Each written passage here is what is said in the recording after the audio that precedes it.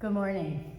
And thank you, John, for that lovely prelude. Sitting up here as he ended, I could just feel the vibration in my whole body. I love that feeling. So good morning, and welcome to the North Chapel on this drizzly first Sunday in December. It's so hard for me to believe that it is 3 weeks till Christmas and 4 weeks till 2024. Is it just my age? Or do the weeks, months, and years seem to go by faster than they used to? Does it feel that way to any of you? When I was a child, life often seemed to be moving in slow motion, especially when I was waiting for the weeks to pass between Thanksgiving and Christmas. Now it feels as though time is on fast forward. Before I know it, Christmas will be here and my kids will be back in Barnard. My name is Mary Blanton, and I'm your service coordinator today. I want to welcome Reverend Gwen Groff, who will be giving the reflection today. Gwen has just retired from being a minister at Bethany Mennonite Church for 24 years, and she's about to embark on her next journey, training to be a spiritual director. And we all proofed the order of service, even Gwen, and none of us noticed that there was an R missing from her name. So it shows what great proofreaders we are. You must not have been available, Diane, because you're the best. Our minister, Reverend Dr. Leon Dunkley, is also here, and he would like to share some news with us.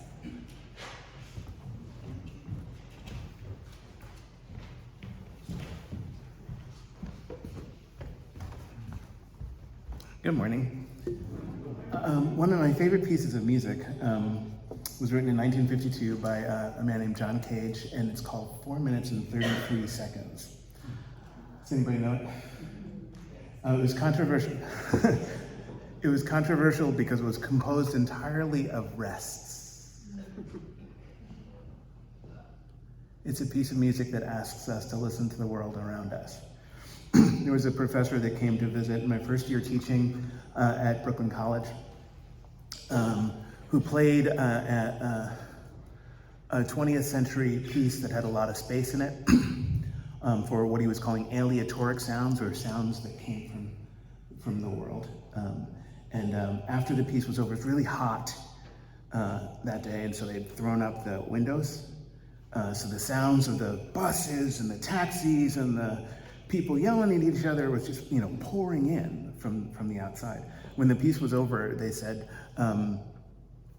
would you mind if we played the piece again and shut the windows this time? Because it was I wasn't able to hear it. And the composer said, I'm glad to play the piece again with the windows closed, but the sounds of the world outside in no way interfere with the music. I love that. I brought up the piece about rests because I'm coming up on a sabbatical. Sabbatical is, the word sabbatical comes from the word Sabbath, which means rest, and it is advised in Unitarian Universalism and many faith traditions, in your 5th to 7th year to take a break and to do something that is restorative or regenerative to your spirit. So I'm about to do 3 things. The first 2 will happen now. The third part will happen sometime in the future. But I'm about to depart for New Orleans for 6 weeks to learn how to play the bass on Frenchman Street and Bourbon Street, and learn how to walk in a second line with the tubas and the euphoniums. And then that'll be the first 6 weeks, and I'll be there for Mardi Gras. And then I'm going to California for the same amount of time, or similar amount of time, to study with a food historian named Ken Albala.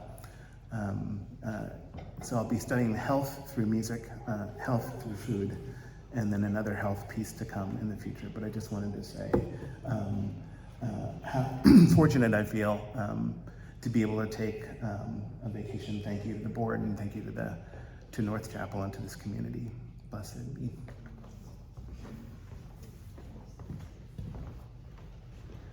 Thanks, Leon. And I also have news to share concerning Leon's sabbatical. So Gwen Groff has graciously agreed to step into Leon's pastoral care shoes while he's gone. She will be working with our pastoral care team and will be holding office hours at the North Chapel 2 half-days a week, as well as responding to other pastoral care needs that might arise. Once we schedule the days and times, we'll let you know. Thanks, Gwen. Our pledge drive thermometer is stuck at 98,321, which is where it was last week. So if you haven't made a pledge yet, we hope you soon will. And are there any visitors today who would be brave enough to stand up and introduce yourself? Yep, here's one. Good morning, I'm Robin, Joe's friend visiting from just north of Boston. Welcome, we're glad to have you here. We'd also love to have you sign the guest book that's on the table at the back of the church. We also have large print copies of the order of service and today's hymns, if anyone needs it. And hearing devices are also available, so if you need either of those, just raise your hand and someone will bring it to you.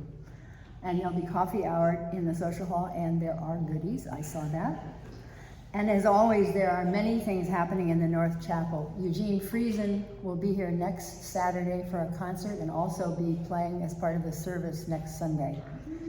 So we're glad to welcome him back. And for information about this concert and any other information about things that are happening at the North Chapel, please look at your bulletin or on our website, www.northchapelvt.org.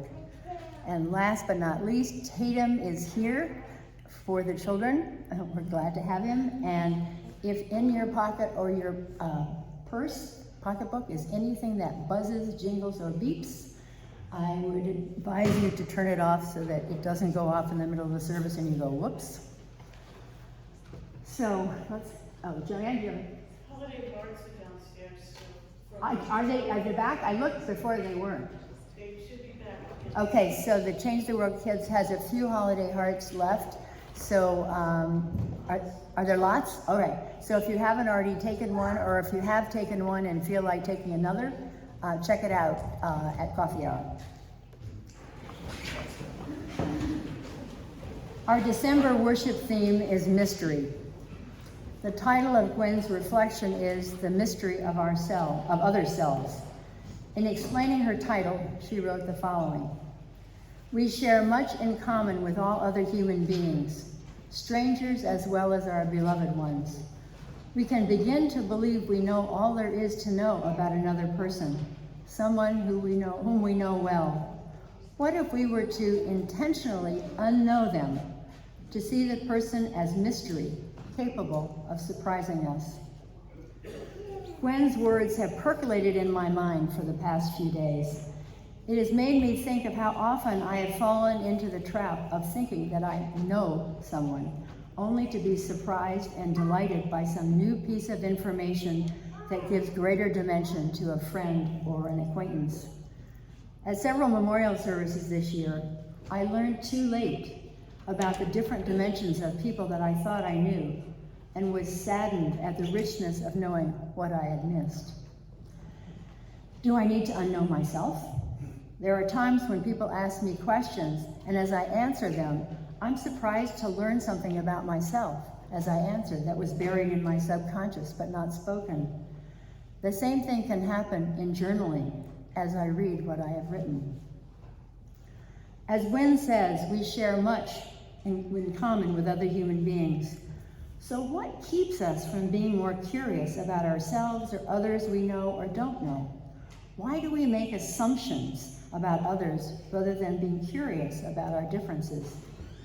Todd Kashton, a professor at George Mason University, says, being interested or curious about others is the secret juice of cultivating and maintaining relationships.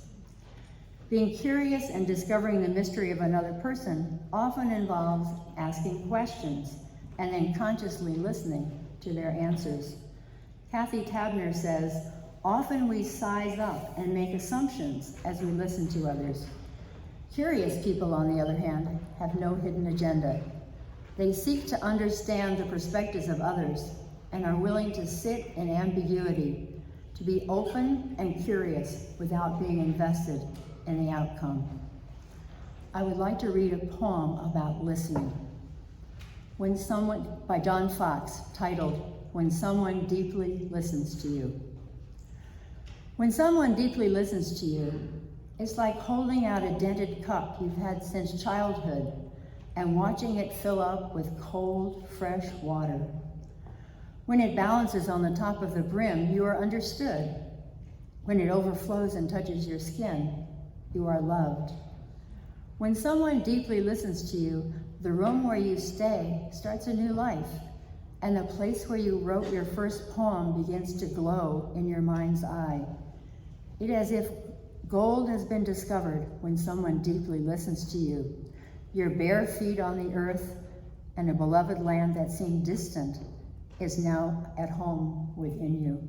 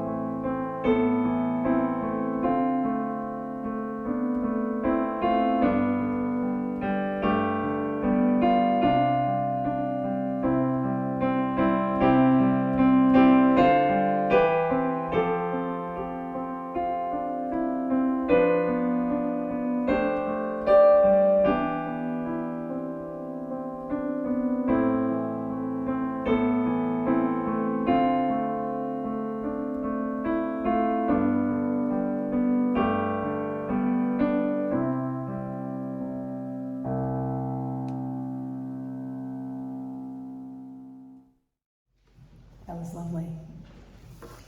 So as I said in my opening words, Gwen is retired now, and here is part of her plan. So Gwen's husband, Robert, grew up in England, and his family lineage is Scottish. When he and Gwen got married, they said they would live 3 years in America and 3 years in Britain, and then decide where to settle.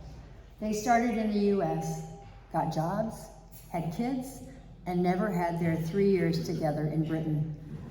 As they approach their retirement, they are beginning to muse again about what it would be like to live there. Their daughter has dual citizenship and has just graduated from the University of Edinburgh and taken a job in Scotland. She is unknowing herself in a new culture.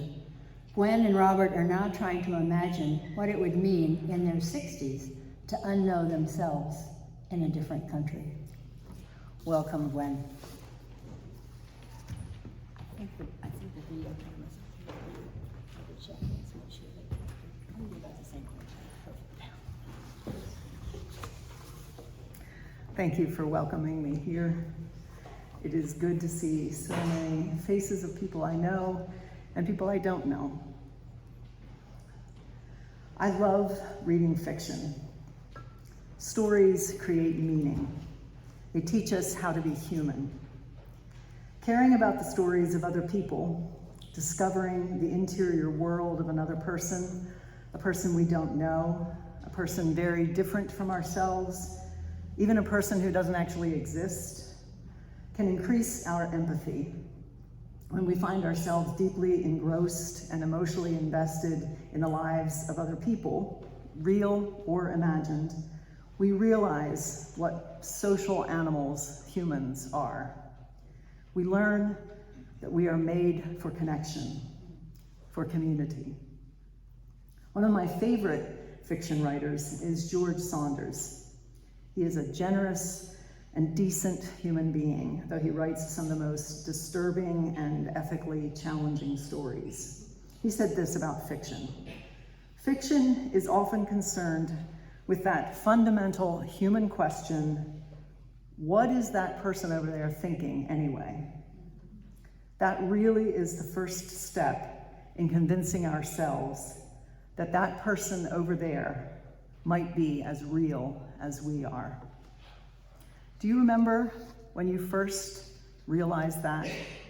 Maybe you passed a lit window at night and realized the strangers inside that house were as real as you are, were as passionately caught up in the minute details of their lives as you are with yours. I remember that as an epiphany, a revelation of a truth and a feeling of deep relatedness. But that feeling of oneness and the essential connection of all human beings can blunt our curiosity. We think we know. We think we're all the same. A few months ago, I was listening to a fascinating interview with the poet Andrea Gibson, the poet laureate of Colorado. They talked about the unexpected effects of receiving a late-stage cancer diagnosis. Having spent their whole life, from childhood to adulthood, in a state of anxiety about imagined ailments and illnesses, they were amazed to find that fear of death suddenly disappear when they got this diagnosis. They talked about surrender, saying yes to what is instead of resisting. The acceptance of this new reality rooted them in the present moment. They described a sense of being held, being loved, and from that certainty of being loved, easily loving others. They said this is not a unique experience. Many people who have come face to face with death come to this acceptance of a flowing relationship with their mortality. But then Andrea Gibson said something that struck me as very unique. They said, people seemed brand new to me. I don't think there is anything better you can do to someone than to unknow them in every moment, to relate to them as if they are a mystery, and to understand that they are a mystery. I was intrigued with this idea of unknowing someone. I think of knowing someone as a basis for love. To know you is to love you. If I hear your story, if you are your most real, honest, and vulnerable self with me, I will find it impossible not to love you. But Andrea Gibson described how our familiarity and preconceptions and filters get in the way of loving. So the greater gift is to unknow, to realize we are mysteries to one another, and to treat each other with curiosity and awe. Hearing that conversation back in October was very timely for me, because I find myself in a transition time in my life, and it has been helpful to experiment with unknowing in order to move forward with curiosity and wonder. I trust that as I reflect on unknowing in various areas of my life, some of this will connect with your own exploration of mystery in your lives.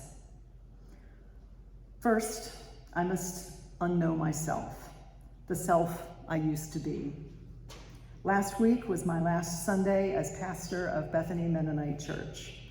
I have been there in that role for 24 years. Who am I if I'm not Bethany's minister? I don't know. What do I do with my brain all week if I'm not looking for ideas for next Sunday's message? I don't know. How do I have conversations if I'm not in the role of listener, the one holding space for the other? Do I even remember how to have mutual back and forth conversations? I don't know. It's only been a week, but it is exciting to begin to explore. I'm also unknowing some of the people dearest to me. Our son moved to Oregon last month. He's in his early 20s, and we all knew it was time for him to launch. He is an adult.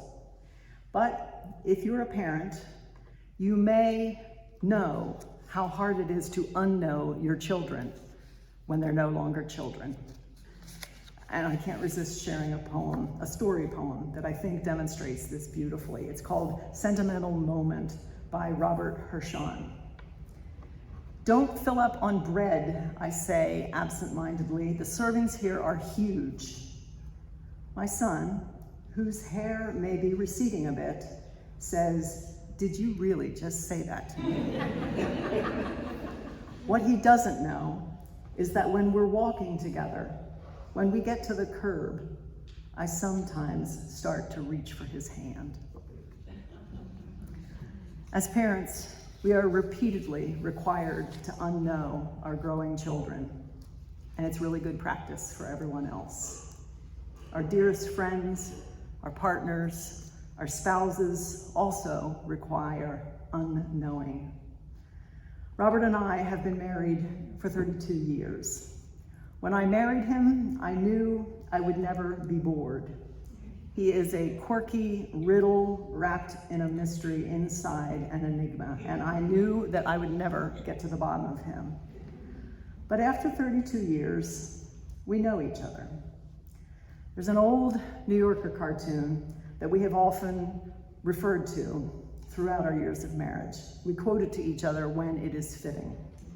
The setting of the cartoon is inside a bakery. The husband is bending over the display case, peeking at all the baked goods from which to choose. He apparently has been standing there pondering for some time because the attendant is waiting at the register and the wife stands at the counter holding her purse. The wife says to the attendant, "If the past is any indication of the future, he'll have a cruller." She knows him better than he knows himself.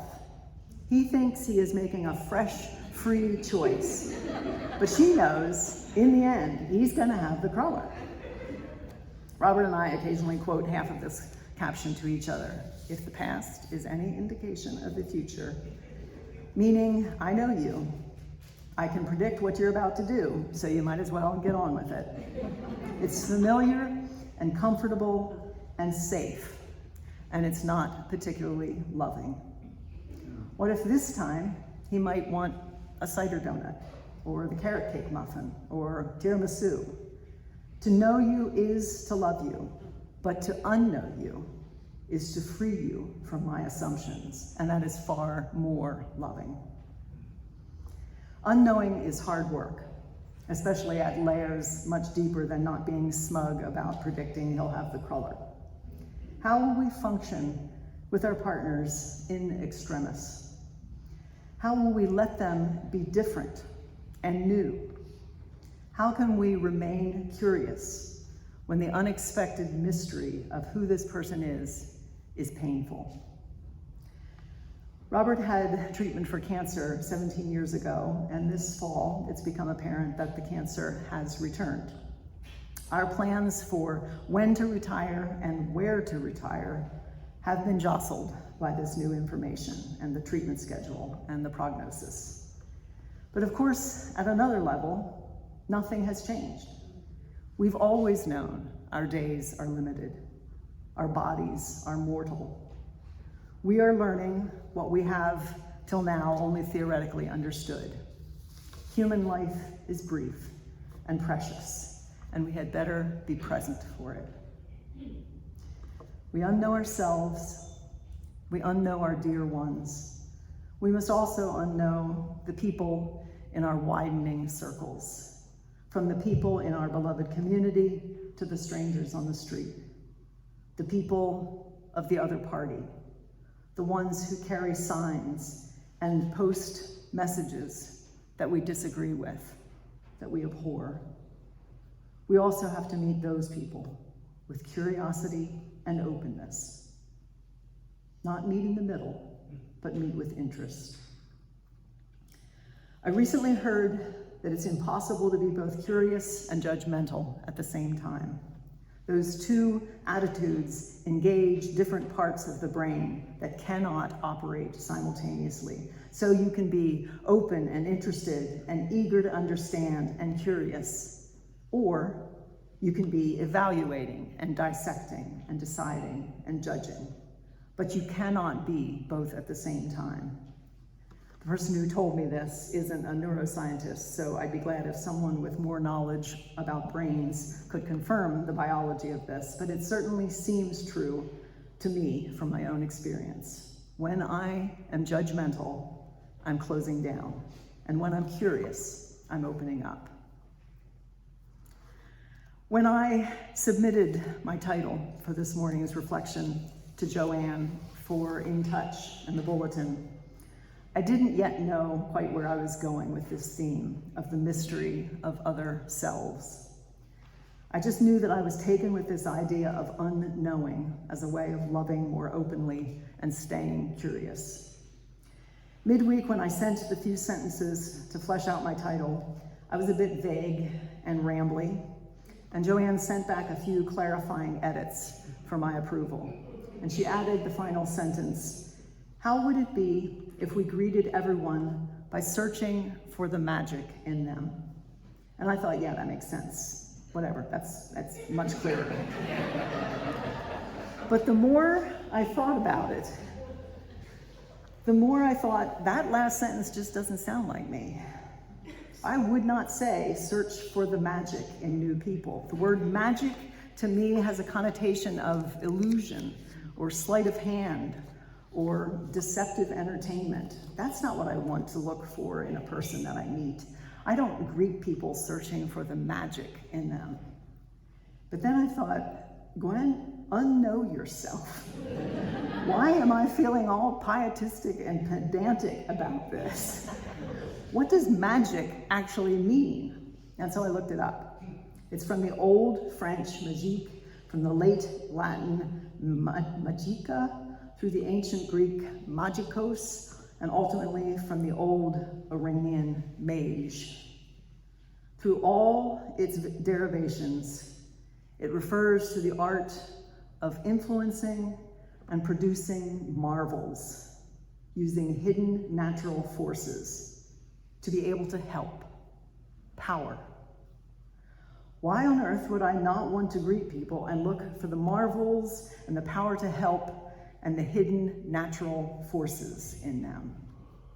And on this first day of Advent, I'm reminded that mage is also, of course, the root of the word magi, who, according to Christian tradition, were the wise astrologers who followed a star and crossed the desert to offer gifts to a newborn child. How wonderful to look for the wise ones, the magi, in the people we meet. So I'm learning and unlearning, and I look forward to learning with you. I want to close with one more story poem, this one about greeting strangers and searching for the magic in them. It's by Stuart Kessenbaum, and it's called Prayer in the Strip Mall, Bangor, Maine. It's from his book, Prayers and Run-On Sentences, and this poem is one long run-on sentence. The week after Thanksgiving, and the stores are decked out for holiday shopping, including a TJ Maxx, where what was once too expensive loses its value and attracts us. There is a store with a big yellow banner proclaiming giant book sale, a seasonal operation of remaindered books, which doesn't mean that the books aren't good, only that the great machinery of merchandising didn't engage its gears in quite the right way, and I buy 2 books of poetry and am leaving the store, the first snowstorm of the winter on the way, and as I get to the glass double doors, a bearded man with a cane is entering. He has been walking with a woman who is continuing on to another store, and he has the look that could make him either eccentrically brilliant or just plain simple. And as I open the door and he opens the other side, he turns and says, "I love you," not to me, but calling back to his friend who is departing. Only he said it looking at me, closest to me, which is unintended love, random love, love that should be spread through the world, shouted in our ears for free.